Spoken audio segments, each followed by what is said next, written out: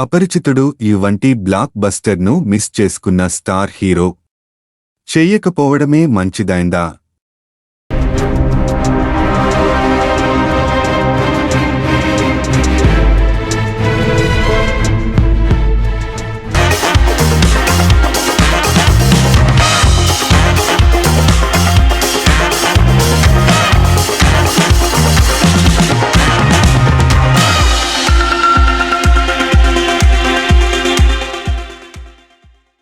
కొన్ని సినిమాలను ప్రేక్షకులు అంత త్వరగా మర్చిపోలేరు.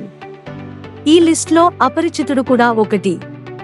ఇండియన్ స్టార్ డైరెక్టర్ శంకర్ ఈ మూవీని తెరకెక్కించగా చియాన్ విక్రమ్, సదా జంటగా నటించారు. తమిళంలో అందియన్, తెలుగులో అపరిచితుడు టైటిల్స్తో రూపుదిద్దుకున్న ఈ చిత్రం 2005లో విడుదలై భారీ విజయాన్ని సాధించింది. బాక్సాఫీస్ వద్ద కాసుల వర్షం కురిపించింది. ఈ సినిమాలో మొదట విక్రమ్ నటనే గురించే చెప్పుకోవాలి. 3 షేడ్స్లో ఉన్న పాత్రలో విక్రమ్ చిచ్చుపాడేశాడు. అలాగే Shankar screen play next level. సినిమాలోని పాటలు, కథ, యాక్షన్ సన్నివేశాలు ఇలా ప్రతి ఒక్కటి ప్రేక్షకులను ఎంతగానో ఆకట్టుకున్నాయి. అయితే చాలా మందికి తెలియని విషయం ఏంటంటే అపరిచితుడు మూవీకి ఫస్ట్ ఛాయిస్ విక్రమ్ కాదు. మొదట శంకర్ ఈ సినిమాను సూపర్ స్టార్ రజనీకాంత్ ను తీసుకోవాలని అనుకున్నాడు. ఆయన్ను కలిసి కథ కూడా వినిపించారు.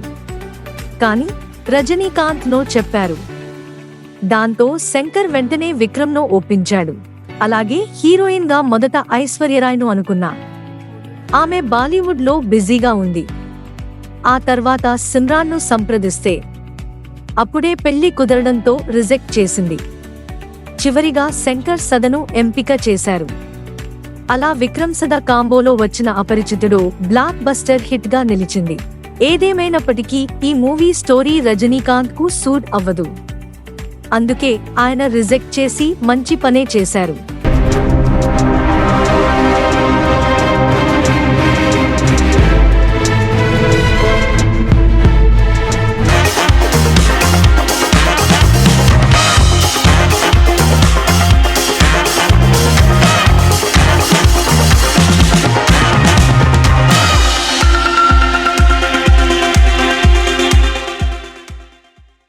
If you like the video, please like us and subscribe.